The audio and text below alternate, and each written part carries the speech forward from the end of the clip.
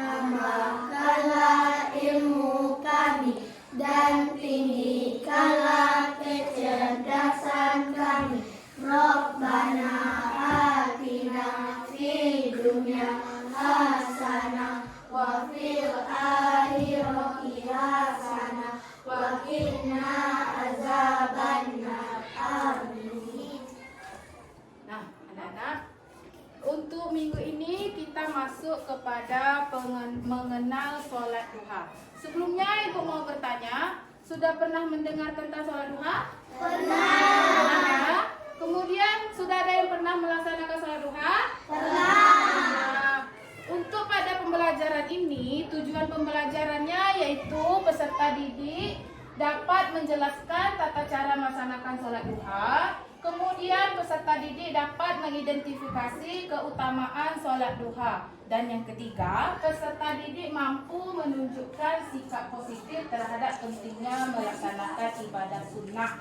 Ya, itu adalah tujuan pembelajaran kita pada materi ini. Di sini kita simak sama-sama, kita nonton video untuk keutamaan sholat duha. Disimak ya.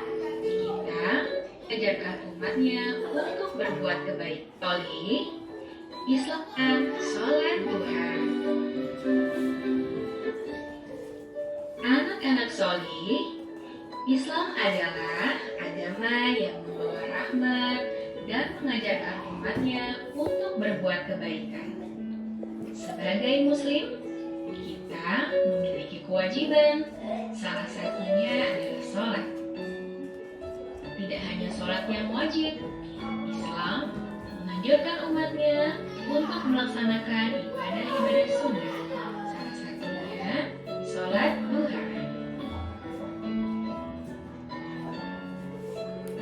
Sholat duha adalah sholat yang dikerjakan pada waktu duha atau antara waktu setelah matahari terbit hingga sebelum tengah hari dan merupakan salah satu sholat sunnah.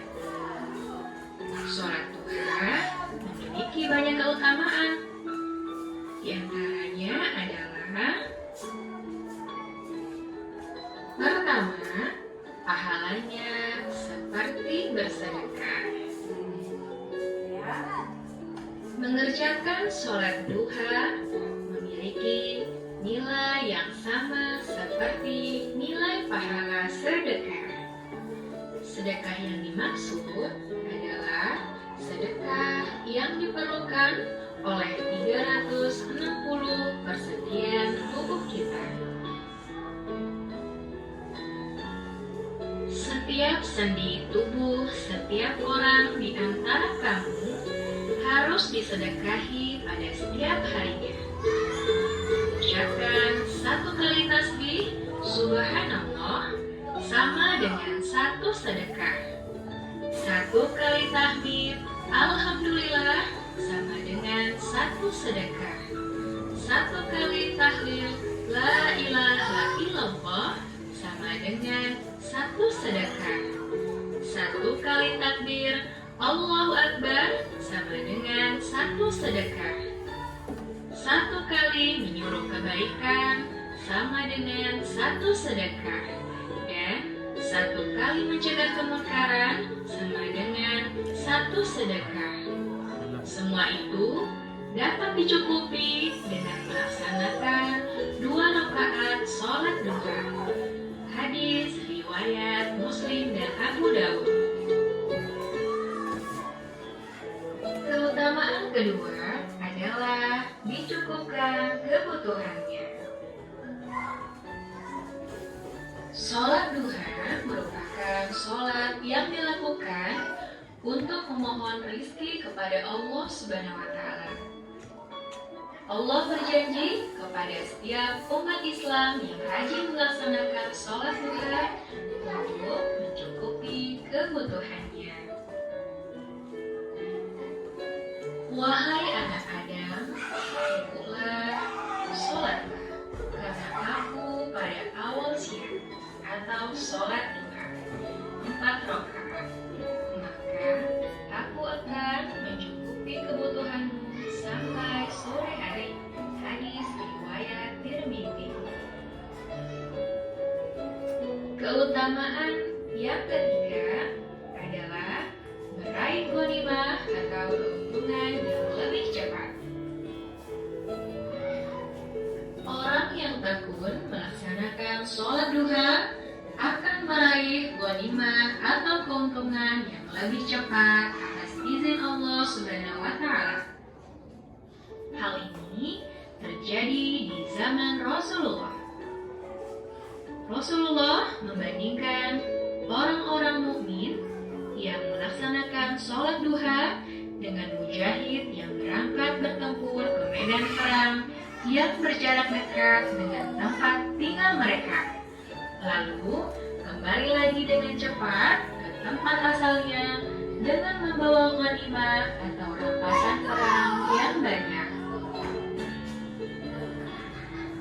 Barang siapa berwudu kemudian pergi pada waktu pagi ke masjid untuk melaksanakan sholat duha, maka hal itu adalah kemenangan yang paling dekat, ghanimah yang paling banyak, dan kembalinya lebih cepat.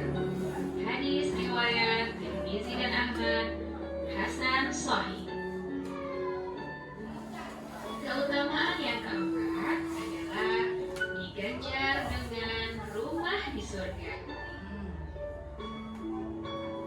Orang yang sholat duha di awal hari akan dijanjikan oleh Allah sebuah rumah yang terbuat dari emas di surga.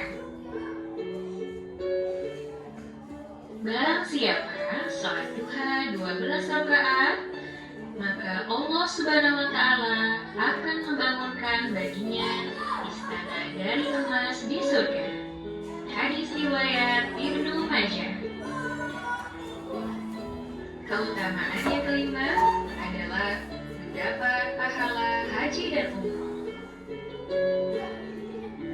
Orang yang melaksanakan sholat duha dan tekun akan mendapatkan pahala haji dan umroh sempurna.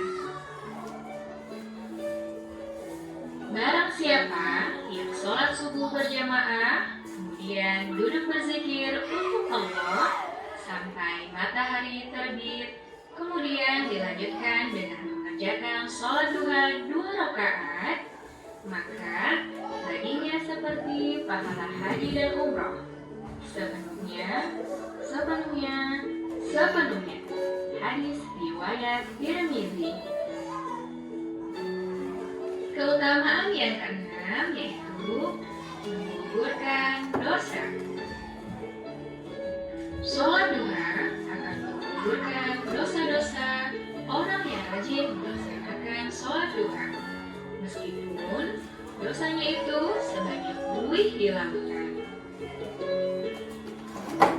Barang siapa yang menjaga sholat duha, maka dosa-dosanya akan diampuni meskipun sebanyak buih di lautan. Hadis riwayat Ibnu Majah.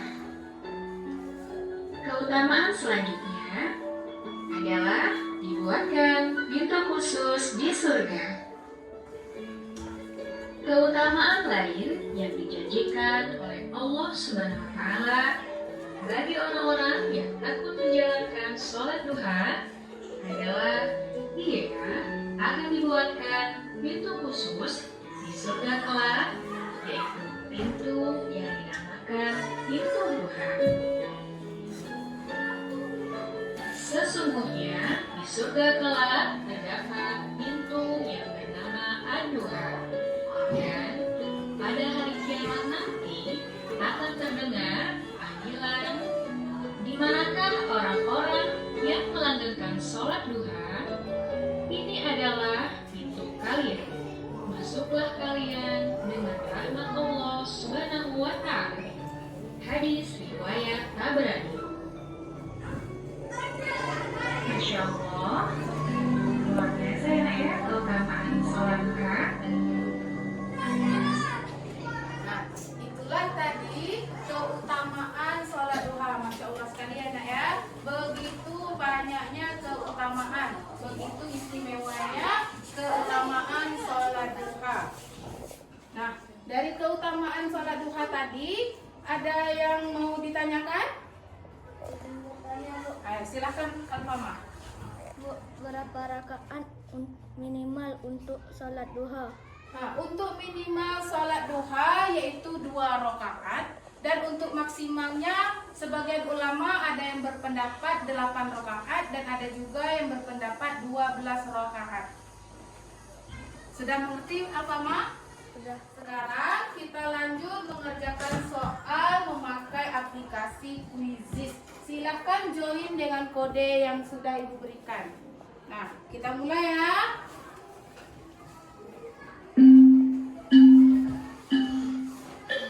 Nah, silakan bekerja.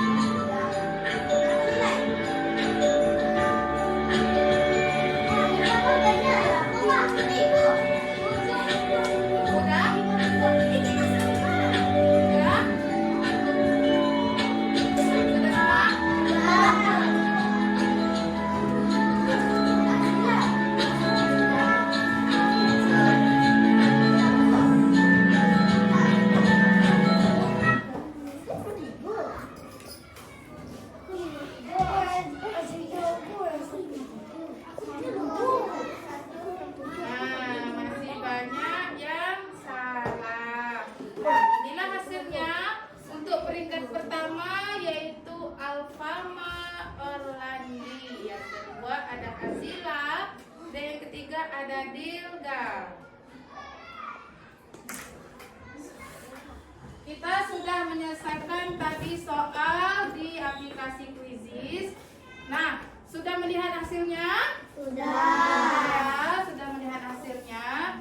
Sekarang sebelum kita tutup, beginilah untuk keutamaan dan pentingnya sholat duha. Nah, dengan pelajaran kita pada hari ini, Ibu harapkan kita membiasakan diri untuk melaksanakan ibadah sholat sunnah, yaitu untuk sholat duha. Untuk tugas berikutnya yaitu membuat jadwal mengerjakan sholat duha seperti pada tabel ya. Ibu buatkan tabel ini untuk tugasnya di rumah. Untuk tugas di rumah selama 1 minggu, buatlah tabelnya seperti ini ya. Setelah dikerjakan selama 1 minggu, biasakan diri melaksanakan sholat duha selama 1 minggu, kemudian dikumpulkan dengan ibu. Sudah ya? Sudah mengerti ya untuk tugas selanjutnya ya? Sudah mengerti? Sudah. Ya.